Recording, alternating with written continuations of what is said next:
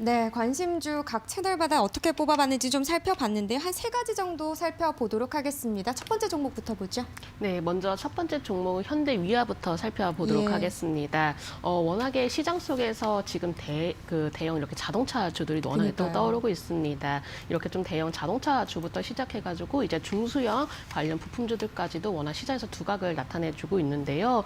그렇기 때문에 현대위아도 마찬가지로 정말 대형주 치고는 너무나 가파르게 오르지 않을까 좀 싶을 정도로 조금 이렇게 주가가 가파르게 좀 상승 흐름을 보여지고 있습니다. 지금 계속 이렇게 이슈들이 좀 꾸준히 나오는 것으로 봤을 때 현대차 관련 이슈들이 워낙에 좀 시장 속에서 주목이 되고 있는 것 같은데요. 이 현대차의 친환경차 시장 확대로 인한 기대감이 계속적으로 높아지고 있기 때문이죠. 사실 현대위아의 경우가 뭘 그렇게 주목을 받고 있는 계열사는 아니었습니다. 근데 최근 들어서 주력 계열사로 좀 떠올랐기 때문에 주가도 마찬가지로 좀 반응을 하고 있는 게 아닌가라고 보고 있는데요. 전기차의 핵심 부품사로 또 꼽혀져 있기 때문에 앞으로의 주가의 급등세가 조금 이어질 것으로도 좀 시장 속에서 예상을 하고 있는 것 같습니다. 일단은 현대차 그룹 전기차 전용 플랫폼에 들어가는 열 관리 모듈을 수주를 했다라는 것이 바로 주가 상승의 가장 큰 배경이기도 했었는데요. 일단은 현대차 입장에서는 앞으로 친환경 차에 대해서 더욱더 확대를 할 것이고 어떤 좀 이렇게 좀 사업적인 부분도 마찬가지로 적극적으로 투자를 하겠다라는 의지를 밝혔기 때문에 이러한 부분들이 바로 기대감으로 반영이 되고 있는 것 같습니다.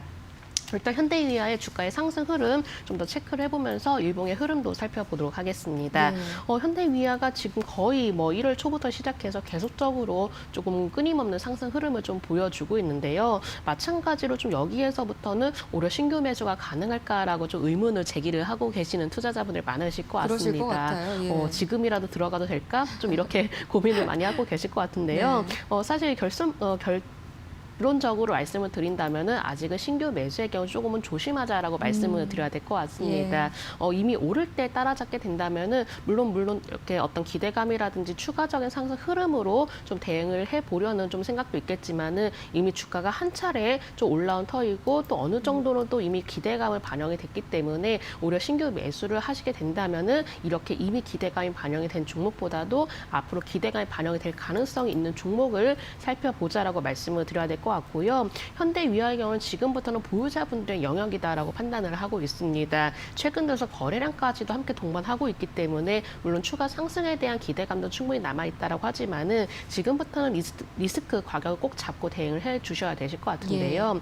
만약에 보유를 하고 계시는 분들이라면은 조금 단기적인 관점으로는 5일선 부분으로 손절 라인 잡고 대응을 해주시면 좋으실 것 같고요. 조금은 여유 있게 좀 더 중기적으로 좀 바라보시겠다 하시는 분들은 손절가 8만 원으로 제시를 해드리면서 지금부터는 리스크 관리에 집중하면서 대응하자라는 의견 말씀드려보도록 하겠습니다. 네, 알겠습니다. 보유자의 관점이다라고 말씀을 해주면서 단계적으로 상승을 할 여력은 있기는 있지만 어쨌든 손절 라인은 잘 잡고 가셔야 된다 이 말씀이신 것 같아요. 단기적으로 5일선, 중기적으로는 8만 원 선으로 손절 라인 잡아주셨고요. 이런 얘기도 있더라고요. 워낙 존재감이 없던 계열사여서 100조, 미운오리가 100조가 됐다 뭐 이런 얘기까지도 하더라고요. 뭐 올 들어서 한 70% 주가가 또 급등했다고 하니까 저 관심 있게 또 현대위아도 일단 보유하지 못하셨더라도 지켜봐 주시는 것도 좋을 것 같습니다. 자, 두 번째 종목으로 넘어가죠. 네, 두 번째 종목 로보스타를 한번 좀 살펴보도록 하겠습니다. 예.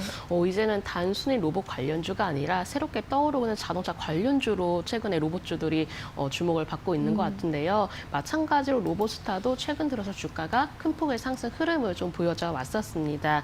일단 현대차 그룹의 미국 로봇 업체 인수 소식으로 다 같이 로봇 관련주가 한번 좀 동반적으로 좀 상승 흐름을 보였었는데요.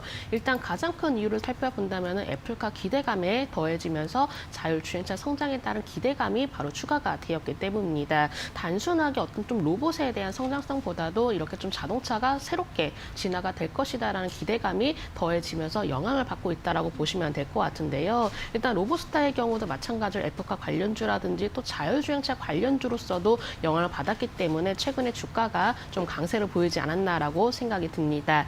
먼저 일봉의 흐름 보면서 좀 더 자세히 흐름을 살펴보도록 하겠습니다. 일단은 12월 12월 중순경부터 계속적으로 주가가 갑작스럽게 급등 예. 현상을 보이면서 지금까지도 마찬가지로 주가가 계속 상승 흐름을 보여지고 있습니다. 앞서 말씀드렸지만은 이렇게 좀 한 차례 강하게 오른 종목들이 오히려 리스크적인 면에서도 그만큼 또 높아질 가능성이 높기 때문에 일단 로보스타의 경우도 마찬가지로 지금 보유자분들의 영역이다라고 보시면 되실 것 같습니다. 물론 신규 매수의 경우는 단기 트레이딩 관점으로 지금부터 대응을 할 수 있겠지만은 만약에 그러한 부분이 아니시라면은 조금은 다른 종목에 관심을 두셔도 좋을 것 같다라고 말씀드려야 될 것 같고요. 최근 들어서 이 21선에서 강한 반등이 나오면서 주가가 강세가 이어지고 있습니다. 다만 1차적으로 정고점을 돌파할 수 있는지 여부를 먼저 살펴보는 게 좋다라고 말씀드려야 될 것 같고요. 만약에 현재 단기적인 관점 대응하고 계시는 분들이라면은 먼저 1차적인 목표가 정고점인 24,150원으로 잡아드리겠고 만약에 1차 목표가 돌파를 하게 됐을 경우에 2차 목표가를 설정하시는 게 좋으실 것 같습니다. 예. 손절가의 경우는 최근에 지지를 받았던 가격 라인 제시를 해드려보도록 하겠습니다.